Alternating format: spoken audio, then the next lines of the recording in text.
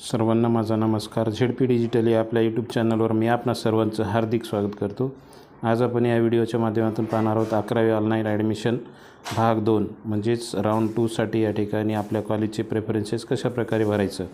तर सर्वप्रथम आपण या ठिकाणी mahafyjcadmission.in या वेबसाईटवर गेल्यानंतर आपल्याला या ठिकाणी क्लिक करायचं आहे. क्लिक केल्यानंतर आपल्याला आपलं लॉग इन पोर्टल या ठिकाणी ओपन होणार आहे.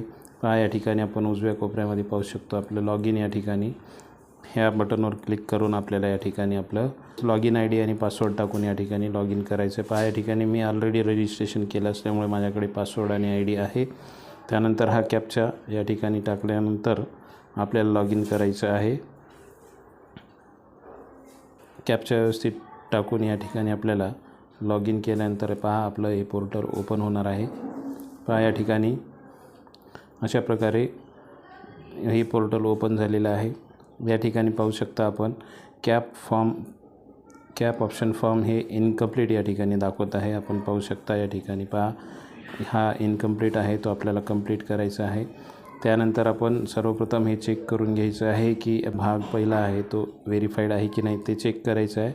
आणि त्यानंतर आपल्याला कॅप ऑप्शन फॉर्म इनकम्प्लीट असलेला तो आता कंप्लीट करून घ्यायचा आहे. त्यासाठी आपल्याला या ठिकाणी पाहू शकता आपण डाव्या कोपऱ्यामध्ये वरच्या बाजूला या ठिकाणी या 4 ज्या रेषा आहेत त्यामध्ये आपल्याला क्लिक करायचं आहे. त्यामध्ये गेल्यानंतर आपल्याला या ठिकाणी अशा प्रकारचं टॅब या ठिकाणी ओपन होणार आहेत. यामध्ये आपल्याला आपण पाहू शकतो की या ठिकाणी कॅप ऑप्शन पार्ट 2 या ठिकाणी खुला झालेला आहे, तो आपल्याला या ठिकाणी भरायचा आहे. यामध्ये क्लिक केल्यानंतर आपल्याला या ठिकाणी सर्वप्रथम चूज स्ट्रीम अँड मीडियम, त्यानंतर चूज ज्युनियर कॉलेजेस आणि लॉक फॉर्म ऑप्शन या 3 क्रिया या ठिकाणी आपल्याला करायच्या आहेत. तर चला आपण सर्वप्रथम या ठिकाणी चूज स्ट्रीम अँड मीडियमवर आपण क्लिक केलं आहे. या ठिकाणी आपण पाहू शकतो की आपण जो भाग पहिला भरलेला आहे फॉर्म त्यामधील काही माहिती या ठिकाणी आपल्याला जी मार्क्स वगैरे आहेत ते दाखवणार आहे. यामध्ये या ठिकाणी आपल्याला सिलेक्ट स्ट्रीम करायची आहे, आर्ट, कॉमर्स किंवा सायन्स यापैकी. या ठिकाणी मी सायन्स ही स्ट्रीम सिलेक्ट केलेली आहे. त्यानंतर आपल्याला मीडियम सिलेक्ट करायचे, मराठी असेल तर मराठी, इंग्लिश असेल तर इंग्लिश किंवा जे मीडियम आपलं आहे ते आपल्याला या ठिकाणी सिलेक्ट करून सेव्ह अँड नेक्स्टवर आपल्याला क्लिक करायचं आहे. या ठिकाणी सेव्ह अँड नेक्स्टवर क्लिक केल्यानंतर आपल्याला आता सर्च कॉलेजेस करायचं आहे, म्हणजे चूज करायचे आहेत कॉलेज. त्यासाठी आपल्याला ज्या जिल्ह्यामधील ते कॉलेज पाहिजे आहे त्या जिल्ह्याचं नाव या ठिकाणी आपल्याला टाकायचं आहे. तर या ठिकाणी मी नांदेड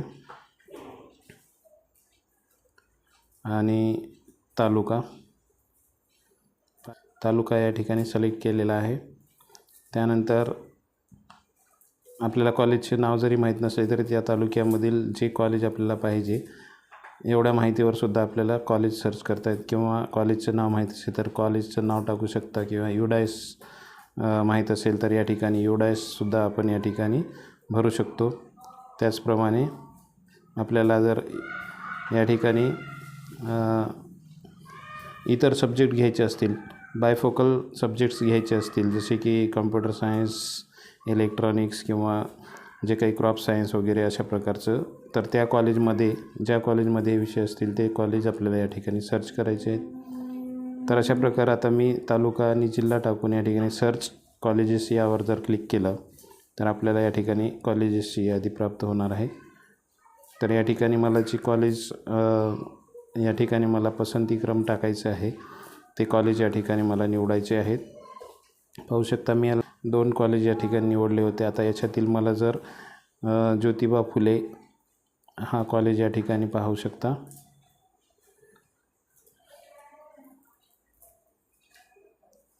या ठिकाणी पाहू शकता की ज्योतिबा फुले हे कॉलेज मला निवडायचे. तर या ठिकाणी मी याच्यासमोर गेल्यानंतर या ठिकाणी आपण पाहू शकता या ॲड बटनवर आपल्याला क्लिक करायचं आहे. ॲड बटनवर क्लिक केलं की ते माझ्या यादीमध्ये या ठिकाणी ॲड होणार आहे. पाहू शकता आपण या ठिकाणी हे महात्मा फुले हे कॉलेज या माझ्या यादीमध्ये ॲड झालेलं आहे. तर अशा प्रकारे आपल्याला या ठिकाणी या कॉलेजचं क्रमसुद्धा आपल्याला बदलता येऊ शकतो. खाली किंवा वर जे ॲरो आपल्याला या ठिकाणी दाखवलेले आहेत या ॲरोवर जर आपण क्लिक केलं तर हे कॉलेज आपल्याला वर घेता येते, किंवा या ठिकाणी खालच्या या ॲरोवर क्लिक केलं तर हे कॉलेज आपल्याला खालीसुद्धा घेता येऊ शकते. म्हणजे याच ठिकाणी आपल्याला पसंतीक्रम वेगवेगळा या ठिकाणी बदलता येऊ शकतो. आणि असे कॉलेज चॉईस केल्यानंतर आपल्याला प्रत्येक वेळेस सेव्ह चेंजेस यावर आपल्याला क्लिक करायचे आहे. मग आपले हे जे चेंजेस आहेत ते सेव्ह होणार आहेत. सेव्ह चेंजेस केल्यानंतर आता आपल्याला जर 1 ते 10पर्यंत कितीही कॉलेज आपण टाकू शकतो. कमीत कमी 1 आणि जास्तीत जास्त 10 कॉलेज आपण निवडू शकतो. किंवा आपल्याला 2-3च कॉलेज जर टाकायचे असेल तर तेवढेच निवडू शकतो.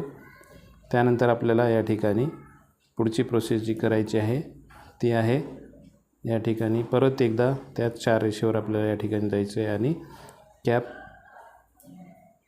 ऑप्शन पार्ट 2 मधील लॉक ऑप्शन फॉर्म यावर आपल्याला क्लिक करायचं आहे. या ठिकाणी आपण पाहू शकतो या लॉक ऑप्शन फॉर्मवर क्लिक केल्यानंतर आपल्याला या ठिकाणी फॉर्म लॉक करण्यासाठी या ठिकाणी पेज ओपन होणार आहे.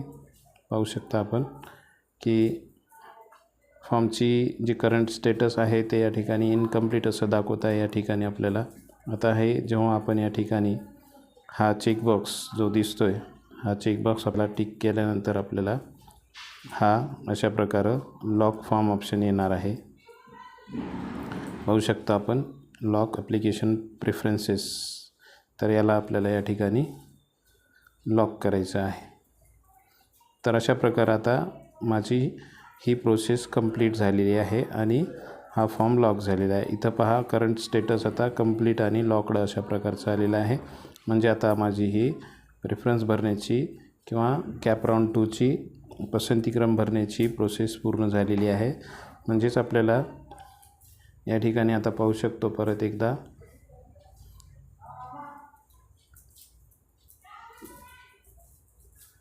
डॅशबोर्डवर गेल्यानंतर आपल्याला पहा डॅशबोर्ड अशा प्रकारे जे इनकम्प्लीट होतं ते आता कंप्लीट अँड लॉकड अशा प्रकारचं या ठिकाणी दाखवणार आहे.